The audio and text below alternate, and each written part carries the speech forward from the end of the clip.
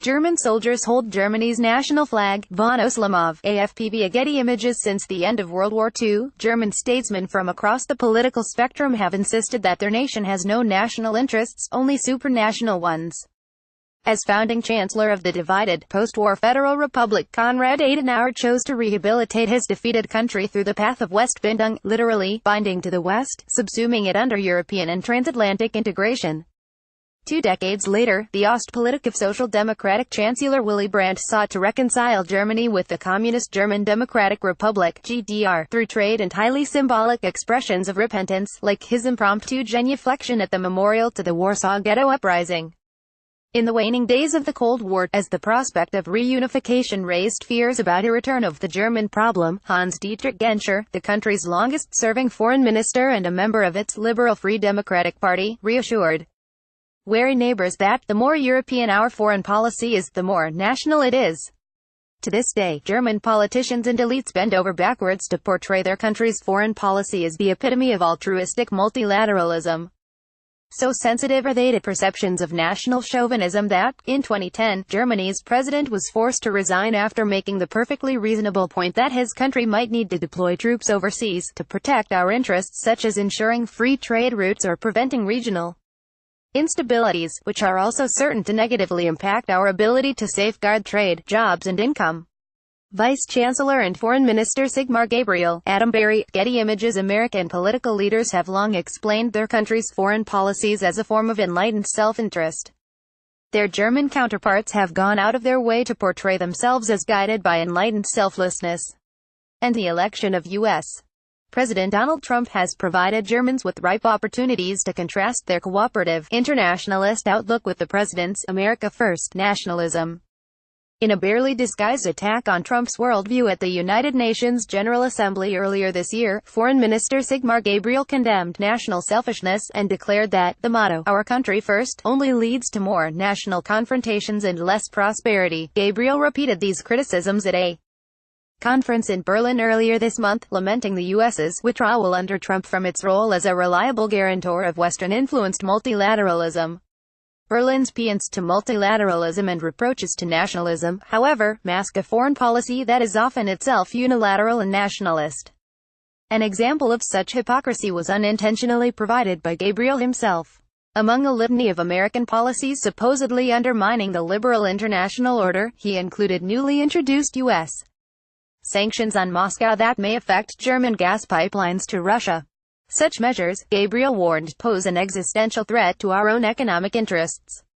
Gabriel was referring to the highly controversial Nord Stream 2, which transports gas directly from Russia to Germany bypassing Central and Eastern Europe, thereby enabling Moscow to further entrench its energy leverage over the continent. The first iteration of the pipeline, completed in 2011, was denounced by Poland's foreign minister as akin to the 1939 Hitler-Stalin Pact for the way in which it sacrificed Central and Eastern European concerns on the altar of German-Russian relations. Nord Stream lies in Germany's interests, Gabriel often said when he was Germany's economics minister. But it doesn't lie in Europe's. Nord Stream is but the most blatant example of how German foreign policy forsakes its own Central and Eastern European EU and NATO allies to the benefit of Russia, an adversary that, with its seizure of Crimea, perpetrated the first armed annexation in Europe since Hitler. Rather than apply that historical experience into a tougher policy against today's territorial revisionists in the Kremlin, German policymakers often do the opposite, citing their country's fraught wartime past with the Soviet Union as reason to seek rapprochement with Russia, no matter how wantonly aggressive it behaves. Case in point, Gabriel called upon the EU to initiate the first steps towards removing sanctions on Russia pending a ceasefire in eastern Ukraine, even though such a concession would fall far short of what's mandated by the Minsk Accords. Today, the only people afraid of Germany are Germans. This selective reading of history has real-world consequences. A recent Pew poll of publics in NATO countries found Germans were the least likely to support defending fellow allies against Russian attack, as mandated by Article 5 of the Alliance's Charter, a key component of the liberal world order, whose alleged destruction at Trump's hands German elites constantly bemoan. Shrouding nationalism behind a facade of internationalist rhetoric has long been a feature of post-war German foreign policy. Practitioners of Cold War Ostpolitik eventually came to see the stability of communist regimes as the ne plus ultra of West German foreign policy, shunting aside the people-powered demands for change rising from below. By advocating the withdrawal of American nuclear-tipped Pershing missiles from West German soil, a move that would have put its fellow European NATO allies at risk of Russian nuclear blackmail, the West German peace movement of the early 1980s was, as a social democratic academic later confessed, national in the guise of anti-nuclear. This pattern continues today. When NATO undertook exercises in Eastern Europe in summer 2016 to reassure members made anxious by Russia's ongoing war in Ukraine, then German Foreign Minister, and current President, Frank-Walter Steinmeier echoed Kremlin propaganda by labeling the maneuvers saber-rattling and warmongering. Germans often self-effacingly claim that the last thing the continent needs or wants is a Germany that's once again militarily powerful. In its insouciance toward its security commitments, Germany is hardly more reliable than Trump, who frequently undermined NATO's mutual defense clause before explicitly endorsing it in his speech at Warsaw. And Germany's strategic confusion and lack of moral clarity transcends the current occupant of the White House. By 28% to 25% Germans prefer Russia as a partner to the United States, the country that liberated them from themselves and provided the conditions for their post-war economic boom and political stability. Germany's paltry defense budget, only 1.2% of GDP, far short of the 2% recommended of all NATO members, and vastly under-equipped military further exemplify its national narrow-mindedness.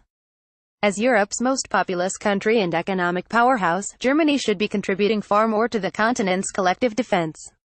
When Germany's NATO allies intervened to protect innocent Libyans from the depredations of the Gaddafi regime, not only did Berlin sit out, it abstained on a vote at the United Nations Security Council authorizing the mission.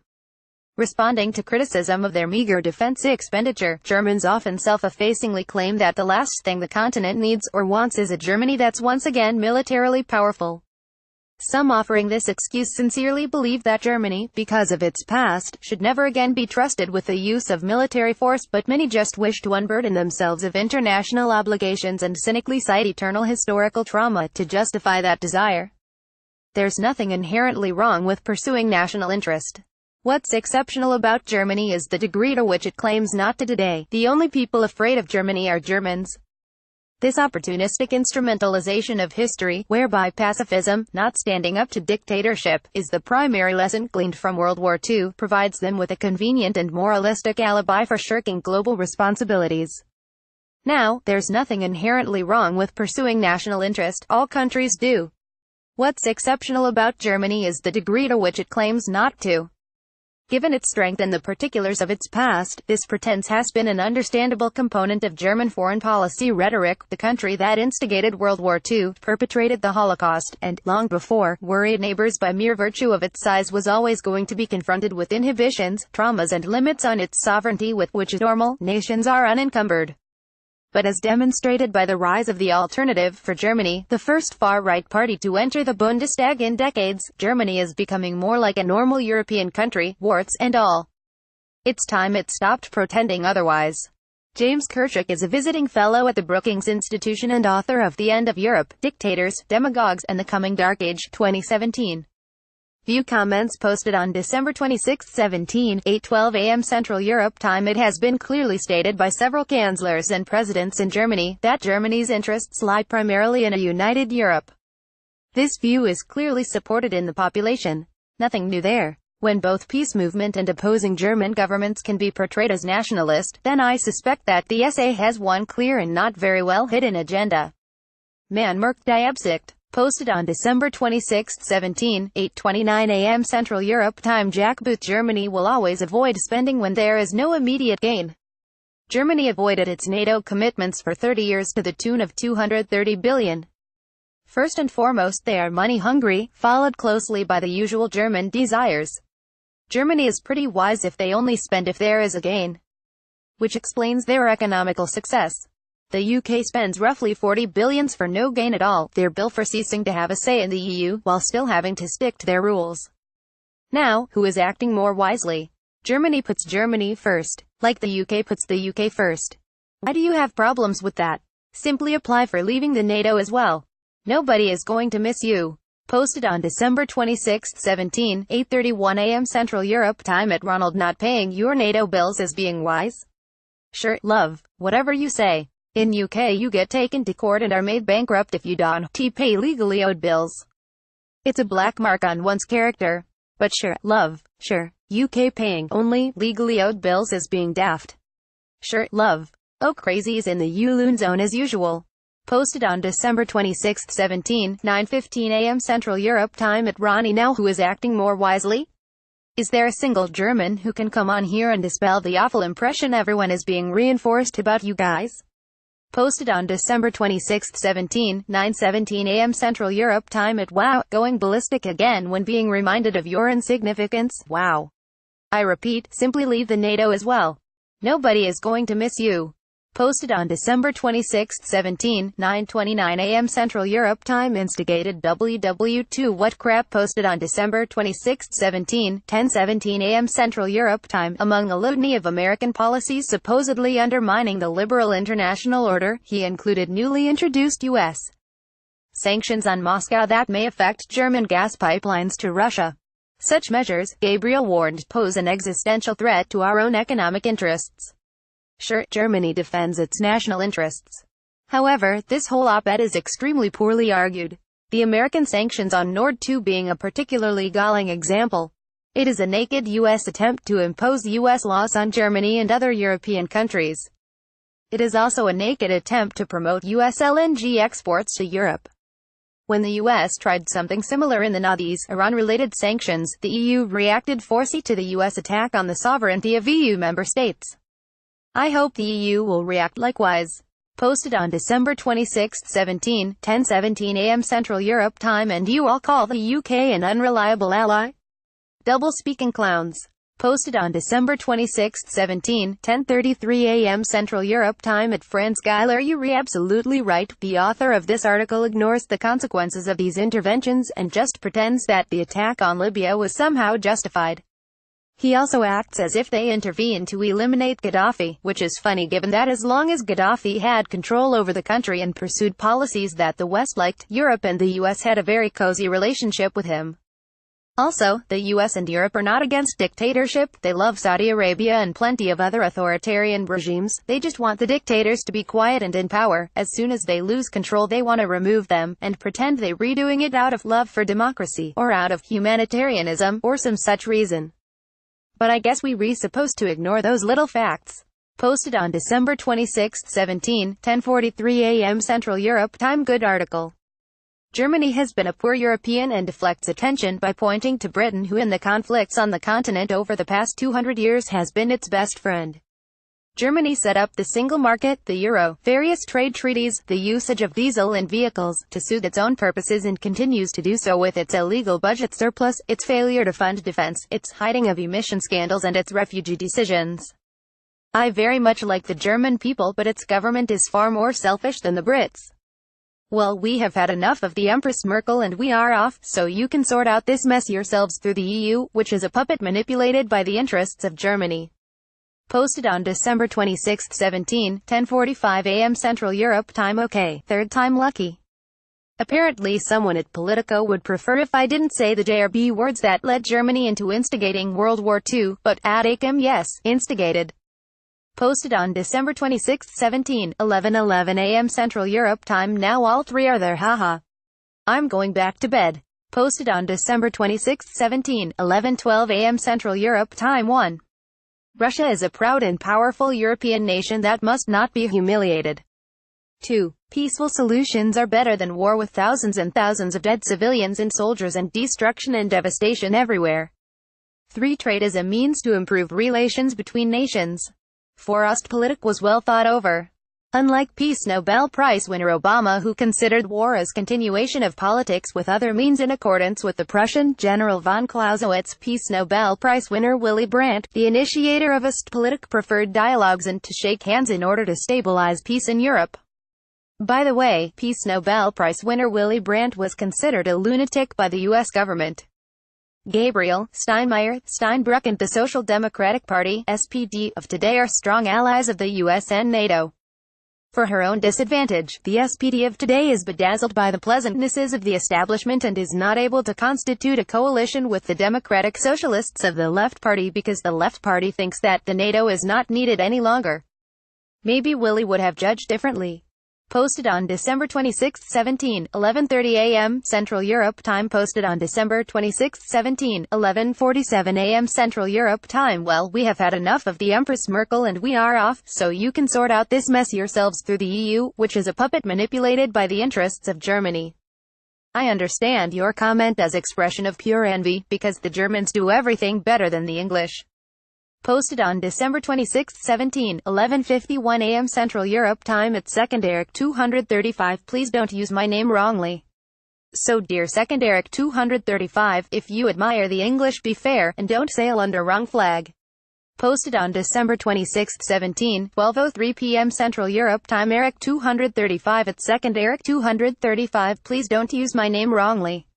So dear Secondaric 235, if you admire the English, be fair, and don't sail under wrong flag. The English are not fair. I use whatever name I want. Cheerio now. Posted on December 26, 12:38 p.m. Central Europe Time. Well, German hypocrisy exposed. Everything we all know but unusual for its appearance on the pages of Politico. I suppose to show balance of views. Now, we can expect the Politico pendulum to swing back to the left-hard side for the foreseeable future. Posted on December 26, 1:32 p.m. Central Europe Time at Tony. I agree with you, Germans are bought up nationalistic, Germany first in all cases. Nothing wrong with that, but German politicians have tendency to abuse it. It is true that the military is underfunded, but the German military-industrial complex seems to be alive and well, not massive, but the new EU army will change that. They do a good line in submarines as usual. I would have hoped that they would learn the lessons of the past, but their politicians are arrogant and greedy for power, Merkel being a good example. Posted on December 26, 2:35 p.m. Central Europe Time at Ronald Grunbaum. Germany has to pay participation expenses to NATO.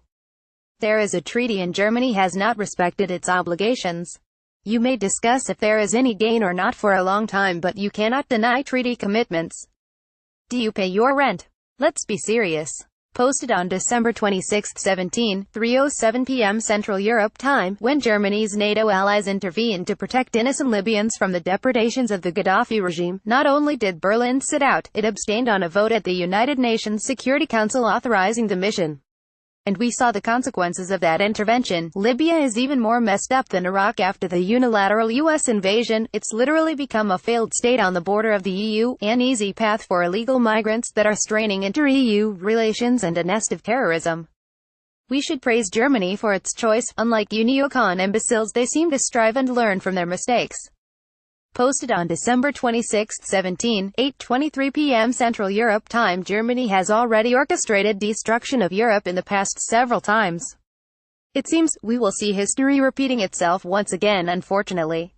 Berlin has been deliberately violating EU rules for a long time in such key areas for the EU as supporting authoritarian regime in Rutuzia, abusing human rights, oppressing opposition members and journalists, waging wars on neighbors and occupying foreign territories, which is against EU principles and World Community of Democratic Nations decisions. German Foreign Minister slams US sanctity 0 nanoseconds against Rutuzia. Angela Merkel has sharpened Germany's attack on US plans to toughen American sanctity 0 nanoseconds on Rutuzia, promoting increasing consumption of D1RTY Fossey 1 few ones imported to the EU from Rutuzia by building Nord 2 Stream, Nord 2 Stream 2 Natura 1 Ga2 Pipe 1 ENS and granting control over OPA 1 Pipe 1 INE to GAZPR 0 meters against EU energy. Posted on December 26, 8:44 p.m. Central Europe Time. The author mostly uses leftist German politicians as examples of how pro-Russia Germans are and what terrible NATO allies they make. That's like only quoting Republicans to make a point about how bad Americans are about climate change. Also, tired of reading how little Germany contributes to NATO. Unlike the US, Germany, West, was a frontline state during the Cold War. Germany would have been immediately obliterated by nuclear strikes, so the matter of the Pershing missiles was a little more real than it might have seemed back in DC. Furthermore, Germany had conscription to effectively counter the massive wave of Russian tanks.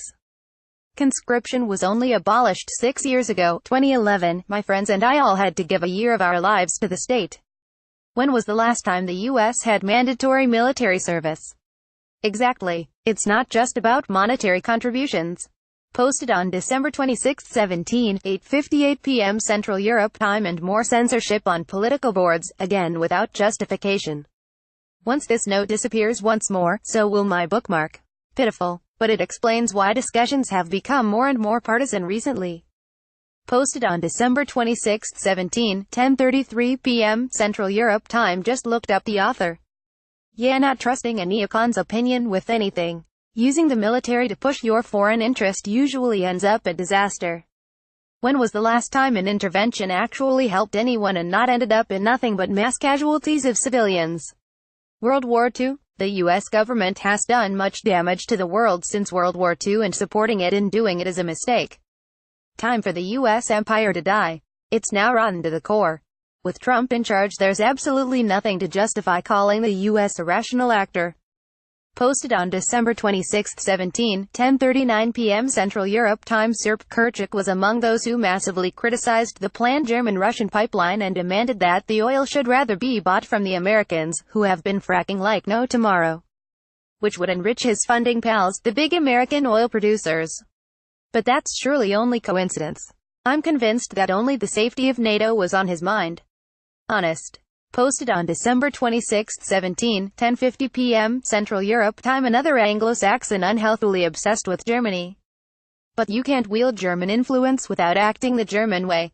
Nord Stream finances the Russian state budget. In turn, Russia has a vital interest in the well-being and prosperity of their German customers.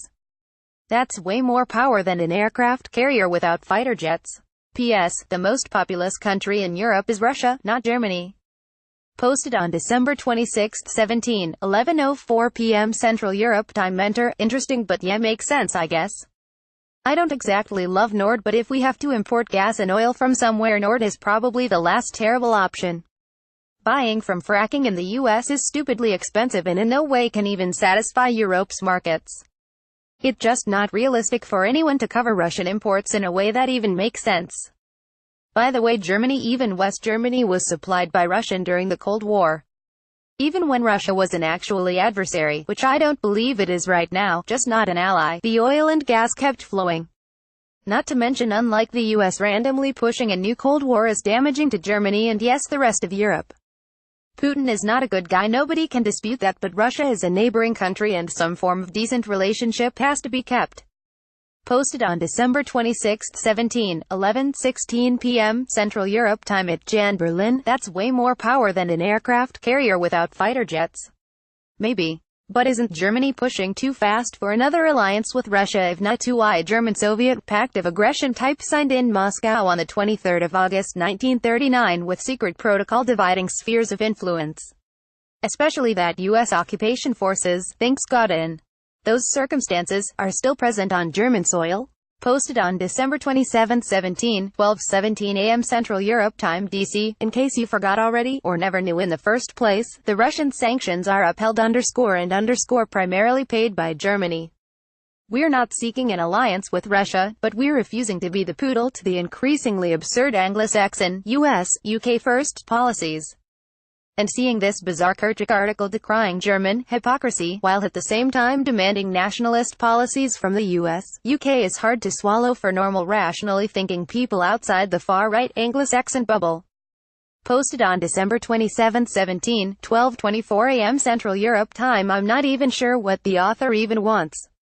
Blind loyalty to the US, which is acting pretty erratically and not like an ally, which it even did somewhat under Obama. The US isn't our hegemon. We don't have to listen to everything they say and agree with anything they do. The increasing military spending to aid the US in useless wars is not a winning position for anyone to take. Not to mention 1.2% is already $40 billion, and there is already massive waste within those 1.2%. Increasing waste is also not a popular thing. Posted on December 27, 12:46 a.m. Central Europe Time. Germany is pushing Islamization on its neighbors. History has shown that Germans need a strong ideology to move forward. This time they have chosen a religion with a massive momentum in the world.